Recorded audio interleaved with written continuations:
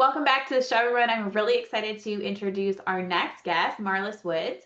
Marlys is founder and CEO of Get in Tune Music Therapy, specializing in adult and adolescent mental health. She is a board certified music therapist and a licensed marriage and family therapist. After years of relying on music to express her true feelings, Marlys learned that the way she was using music was actually harmful and it was keeping her stuck. So she set forth on a mission to show others how to use their love of music as a powerful and effective tool for healing. Marlys envisions a society where we all know how to feel and face emotions in order to achieve freedom in our lives. Welcome. Thanks, Angela. I'm so excited to be here. Yes. And I should say welcome back. So actually, Marlys and I recorded an episode a while ago and it kind of got lost in the files and now lost in my broken computer. So she's back to help us with her updated journey. So I'm really excited for you all to hear about the power of music. I think we all can kind of speak to using a story or speak to using music in our journey for just trying to calm down or shift our mood or something like that. So I'd love to hear the science behind that and how you got into all of that. Yeah. Oh, I'm so excited because since we've talked last, I think just my vision of what I actually do has really expanded to music being the tool to fuel creativity and healing. Love And so, how did that start for me? Luck, intervention, higher power intervention, whatever you want to call it. Was the good kid that did everything right, had all these really lovely rules that I had to live by to have the perfect life, and was a music major to become a famous singer because I lived in Orange County and learned about music therapy talking to a friend who was like, and I think she'd been in my classes for a year, and I learned that she was a completely different major than me. And I was like, music therapy, is this a joke? It exists? What? Like, I want this in my life. And so my like whole trajectory changed. I had to fight to get into this major. I was the last to graduate. Like, it was a whole thing. And it has sparked a beautiful creative life that I didn't even think I could have because I had a lot of limitations around myself of being someone that was creative. I was a great mimicker, but I didn't think I was creative. And so along this journey, like my bio says, I learned this really important message that my way of using music was actually keeping me stuck. And what I mean by that is I was a singer, but no one knew it until I think my senior year, and like I did choir, but people just didn't realize. And I was mostly the basketball player, the athlete. And so it was something that I kept quiet into myself. I was singing and learning these songs about belting out pain, but I didn't talk to anyone about that. And no one asked the question, why is she learning these songs? Like my voice teachers didn't ask that. And if they had, I would have maybe had the balls to say, like, I'm in pain, I'm struggling. But the people I was listening to, they didn't say that. They talked about being guarded and keeping this to themselves. So my view was, oh, I'm going to be like Alicia Keys. Luckily, my pain people were not saying to kill themselves like most of the teens I work with. My people I listen to were just saying, like, I'm in pain, but I don't tell anyone. And so I learned I don't tell anyone either. I just sing it, belt it out, feel a little bit better, and then shove it down, pretend it doesn't exist, and keep going. So, Relatable, a relatable journey to all of us, I think, in some way, shape, or form. yeah. And so, my business over the years, we've created this method called the Feel It, Face It Freedom method. And the idea behind it is that we all use music as this tool to identify what we're going through, right? We hear this song on the radio, it inspires us in some way, or it like reaches that message that we didn't know we needed to hear. So it's unintentional. And then we might listen to it over and over again. And if you're not a musician or a creative, quote unquote, that's all you do with it. You might cry, you might let it out in some way, but that's it. So we take that part that we all know how to do and we show you how to use music as this tool to then face it. So we use music to fuel whatever your creativity is. So if you are someone that likes to cook or go for walks or organize their house or journal or use art, any of those things, right? We used it to show you how to use music to fuel it, to let out that emotion that you're struggling with. And then we use music as the tool to now communicate. So those of us that are creatives, we had that second aspect of like, hey, I get to belt out this pain, I feel better. But where I didn't get any help was now what do I do with that? How do I actually heal and move through it? And that's what our method teaches people is how do you use music and your creativity, whatever that may be, to get you to this place of being able to share with someone so that you can get help or communicate with yourself to be like, oh, I'm singing this song about being in pain, or I'm, whatever it may be. Well, what tools do I need to use to help with that? So it's kind of this like stepping stone to take you through. And yeah, that's kind of like the broader part of like what we do. I'm curious, when you are working with folks in this way, do you feel like this teaches them self-awareness or a great tool to teach self-awareness? And can you expand on how important that is? I think a lot of times, what I'm seeing in more of the leadership lens is a lot of leaders are going through not really self-aware, and that is impacting, right, all of the things that they're doing. So I'm just curious as to how that supports. Absolutely. That was the only way for myself that I had any self-awareness. I was pretty numbed out as a kid and a teenager. And it wasn't until this song came on that hit me that brought this awareness to myself. And so intentionally using creativity to help us figure out what's going on inside is a great tool for self-awareness. So that's where like coaches or therapists like us come in to help kind of spark those moments to bring in the self-awareness and teach you how to find that on your own. So a fun example for that, if you haven't watched it yet, or those listening haven't watched it yet, the K-pop Demon Hunters movie that's out right now. It is this wonderful cartoon that is about these singers that are going to save the world with their voice. And as silly as that sounds, it's actually this really beautifully creatively shown way of like, how do we find the self-awareness? How do we share that with people? And how do we actually heal? So to answer your question of how do we bring in self-awareness or how do we help that with clients, it's like taking things that they are already engaging in and showing them like, how does this relate to your world and what you're going through? And so with my clients right now, we are watching that movie and saying like, okay, who's the bad guy in your world? What does that look like? How can we create a visual for that for you so that now you have this really clear picture in your head as opposed to this like abstract, like, oh, sometimes I have these negative thoughts or sometimes I have these uncomfortable emotions that we have been taught by society. Push those away, work harder, do more, and that will go away. But that's not what actually works or helps. And so bringing in creativity helps us to grasp these things more tangibly and have a picture or a word or a song, something to grasp onto so that we can then start to move forward with that self-awareness. Absolutely. I think that's a really great point. And meeting people where they are. I know you work with adults and teens, so that's a really great, example of where to meet somebody where they're at, more regardless if you're a leader with a team or a coach or therapist or whatnot. So I think that's awesome. I wanted to ask you out of curiosity, but where's the music for you in your life and your journey right now? Yeah. Luckily, I'm back in it, actually. It's being a music therapist, you can imagine I might have gotten burnt out for a little bit and didn't lead sessions for a while, didn't listen to music on my own, didn't create anything or sing really for a while. And again, funny enough, this movie re-sparked that for me. So I think that's the other cool thing that creativity, whatever that may be for you, can do is that it inspires us to move forward.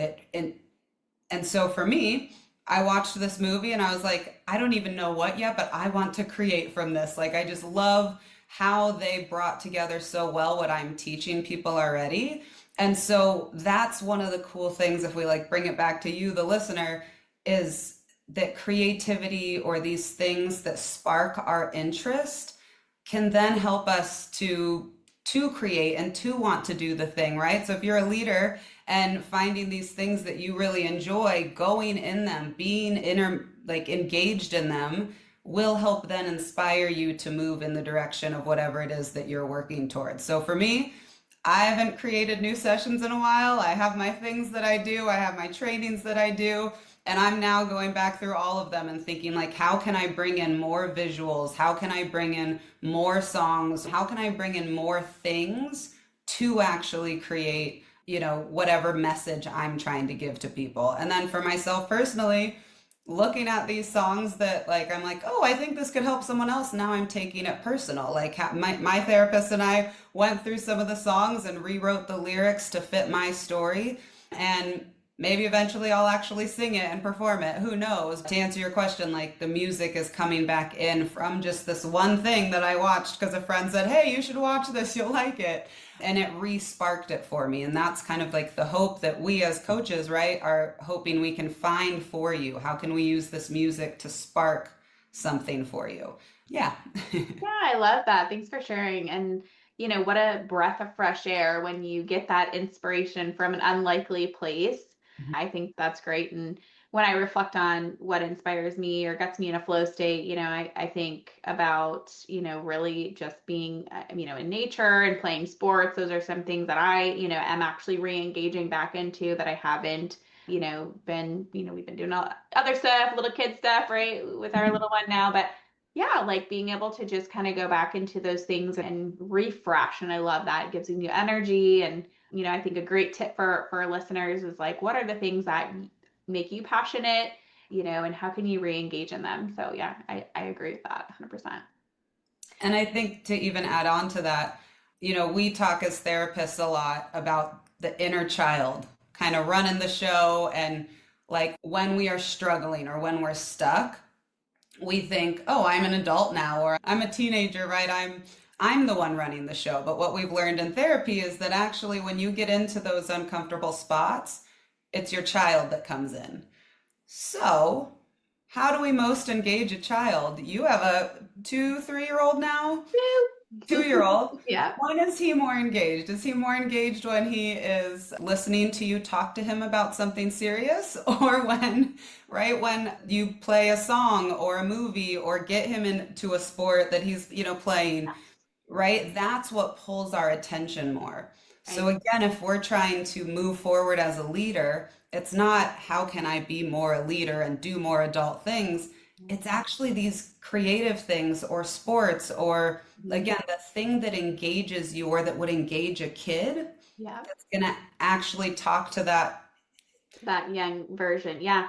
And in sessions we're doing this a lot. Actually, the theme this week is how do we bridge the gap for our younger version of ourselves to where we are at now as well. So a lot of conversations about, the younger version of you may have had to hustle and figure things out to survive and that doesn't apply anymore, right? But we have the gap here. We don't have that information of now. That little version of you, younger version of you doesn't have it. So how can we go back and reconcile this information with them? How do we share them? How do we engage them? Yes, I love that you brought that up. I think that's such a powerful exercise. And since I'm here to be the music lady and I haven't talked as much specifically about music, we can bridge that gap really easily, but also create safety through music.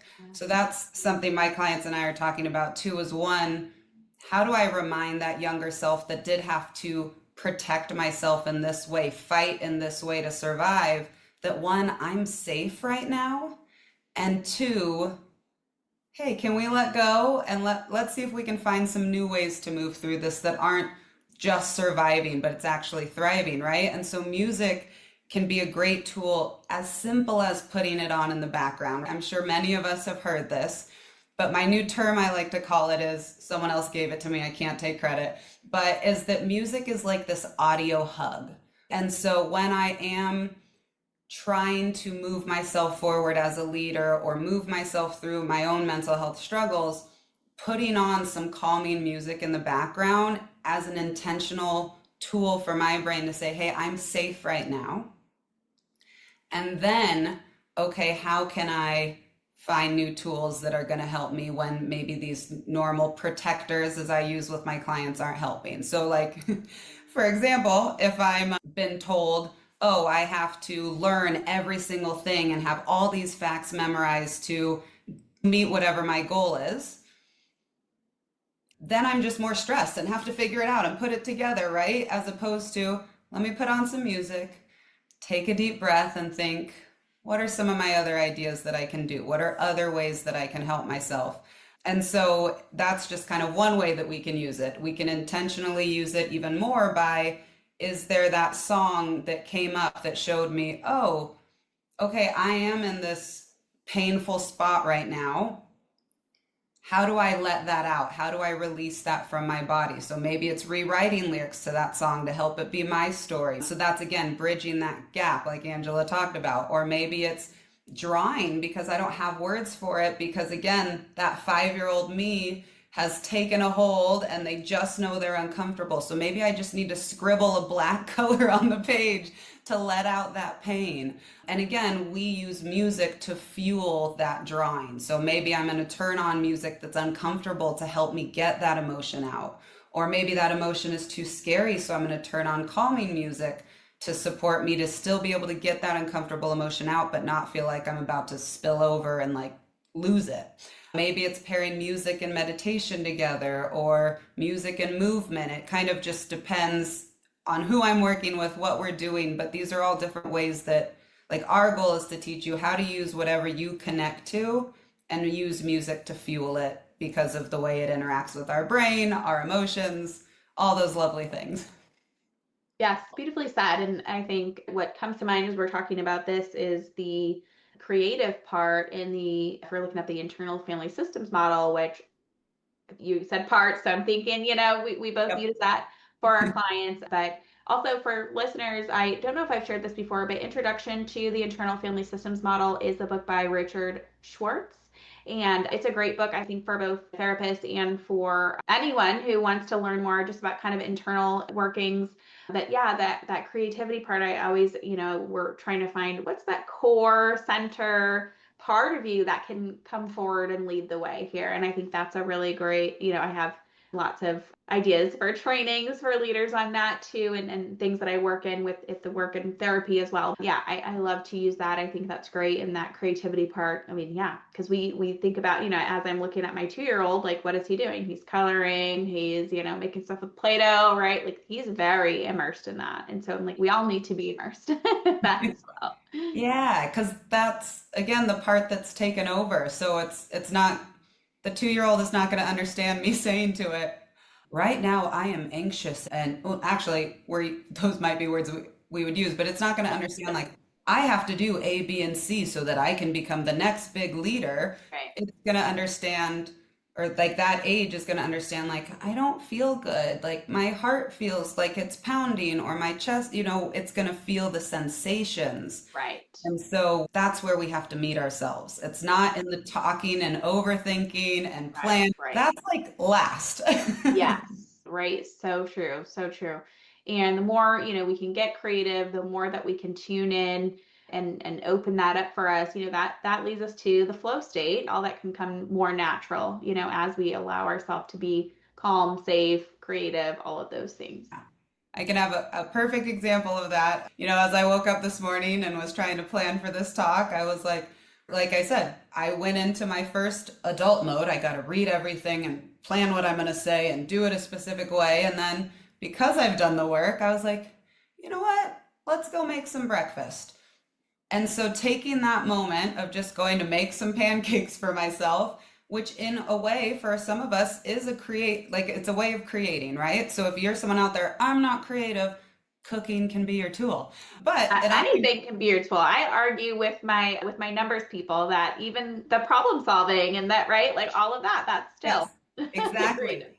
If you take anything away from this, you have creativity. You just have to choose to look at it that way, whether it is being an accountant, being, whatever it may be. But yeah, so I started making my breakfast, and all of a sudden it hit me like, huh, you want to talk about this K-pop movie because you're obsessed with it right now. And like, how many different ways does that pull in? And like, oh yeah, you're working with talking about like the inner child with your clients, like bring that in and how these two can come together.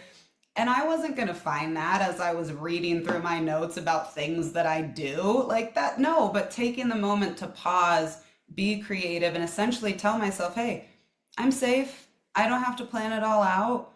Gave me all of a sudden a moment of, hey, you know what you do. Exactly. And that's a lot of the inner work that I'm doing with my leadership coaching clients right now is, we think that we have to push or work harder or 10x or whatever. No, we have to tune in. We have to give ourselves breaks. We have to give ourselves that calm, that safety, tap in the creativity, tap in the flow, and you're good because you already Yeah. got all the other stuff. Yeah, Yep. I love that. You know it. You know it in your sleep. Like, Yes, exactly, exactly. So, Marlis, I'm also curious, talk to us a little bit about, as a business owner, as a leader, as a therapist, right, all the things, burnout is real and wherever we are. So, talk to us about like how did you address that for yourself? And, I know that you've done some traveling and things. So, yeah, talk to us a little bit more from that side. yeah.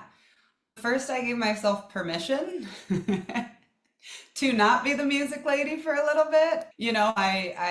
It first started like 5 years ago, probably is when it hit me after I finished all my hours to be a LMFT and was still running my business as a music therapist at the same time. I moved to Colorado with my, at the time, boyfriend, now husband, and I was just the admin for my business. I let other people do the music therapy, other people do the sessions, and just allowed myself to like do other things. And like music was still a part because my husband listens to music all the time, but I eventually realized like I'm never choosing the music. I'm never putting music on for myself. Like weird. All right, anyways, like so I didn't think about it for a while, but then there was continual like, oh, I need to give myself permission to not be this. So I did that for a while. And then slowly stuff just started kind of creeping back in that was like, actually I want to learn that song, or I want to, you know what? Maybe I will be a music therapist again and do my trainings or do something. Like I kind of came in and dabbled a bit.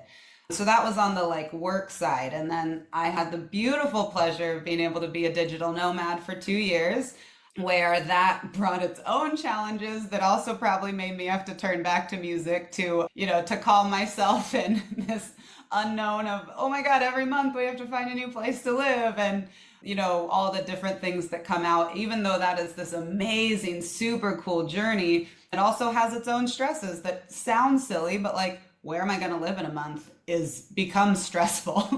But I got in that time to see different cultures, hear a ton of different music, interact with people, and learn about like all the things that we all struggle with as humans in other countries. And that gave me even more appreciation for like our country, despite all the chaos that we do not like and that we are probably all fighting for. I also realized how privileged most of the things we're getting to fight for are, that there's so many countries that can't even fight for these things. So it just brought like a new level of like appreciation and growth in different ways that helped me come back to music, and it influenced my work with people as well. But yeah, it was amazing. If anyone has the chance to do it, I would say take that risk. And listen, we came back with a bunch of debt and now we're working it off, like just because you get to do this doesn't mean there's like other things that don't go as planned. But I would still say to anyone willing to take that journey or take that leap, you get to grow a lot. It's pretty cool. Yes, that's awesome. Thanks for sharing that. All right. So, what was your favorite place to visit if you could pick one? I know that's so hard to say, but It is hard to say. yeah. And I have a million places more now that I want to go to, Yeah. because the more places you go, you hear about somewhere new and want to go more places. I had two favorite places, I would say. So for the community and people I met, Bali, really enjoyed Bali. But Bali is not what I pictured it would be. It's a lot like it's a third world country. It's not Hawaii. So just Yeah. putting it out there for people if they choose to. Brave. Yeah. Yeah. It has beauty. It was probably the safest place we felt of anywhere that we went. Yeah. And we made some good friends there, and we went there 2 or 3 times with different groups of people. So it really became kind of one of the places that felt like more of a home. So really enjoyed Bali. And then the unexpected one was Bulgaria. We went to a mountain town called Bansko, Bulgaria. And it was after being in Southeast Asia for about 5 months. It was after only being in cities or beaches. And we're from Denver, Colorado. So we like mountains. Yeah. And so it was this reminder of like, oh my God, I love the mountains. We made a good friend there as well. I'm a very social person, so we made friends almost everywhere we went. Apparently, that's not normal. Most of the nomads we met are like, how do you have a friend in each place? So that's kind of the flip side also. It can be really lonely. You aren't always meeting people, you don't have a community, but you can actively make that, but you have to try. Anyways, so our Bulgaria was probably our favorite spot. It was just kind of a coming home of a reminder, like we love the mountains and like, oh my God, yeah, Denver is great. Because that was around the time when we realized we should probably be heading back. And so it was like, oh wait, but we're going back to this. It's just more expensive. So Yes, that part. yes. That's cool. This isn't a question you asked, but another thing I really enjoyed, if you're someone that has stomach problems in the US, for me, it was significantly less in most countries. I learned from being abroad that I don't do well with corn. And our country, America, puts corn in everything. Yes. And so, but Europe does a lot less of that. A lot of people have a lot less problems in Europe. Asia has its own set of problems, but still they don't use corn. So for the most part, my stomach was You were great. good. You were better. Yeah. And Yeah. I've heard that from, yeah, various, I mean, traveling, people traveling and living and doing, with all that is definitely just in general because there's so much less extra crap that's put in the food. It's more fresh, right? It's just better for you, better in the system and, you know, all of that. So, yeah. Just the other last thing I realized is the appreciation of the creature comforts we have in America. Like everything, this big or chair I have here, nothing, not even in Europe. There's nothing that was as comfortable as the hotels we have here, the things you have in your own apartment. And you have to work harder in all these other countries. Like you have to walk everywhere and you have to, meaning like to go to the groceries or like Europe, a funny thing is like you have this tiny fridge. So you can only buy food for like 2 or 3 days. Yeah, And right. right, so there's a lot more work that goes into living in other countries. So coming back, we were like, in those ways. I love it. A little more ease on the side for different things. Yeah, Yeah. definitely. Yep. Yeah. Well, thank you so much for coming on and sharing. Can you tell folks where to find you and how to connect with you? Yes. My company is called Get in Tune. So Get in Tune Music Therapy for Instagram. If you type in Get in Tune Music Therapy onto Google, it will come up with a Facebook, a LinkedIn, Instagram, those are probably the max of the ones that social media I've committed to. If you just type in Get in Tune Music Therapy, you will find me. And we'll link all of those in the show notes as well. So, again, thank you. And is there any last thoughts or words you want to leave with the folks today?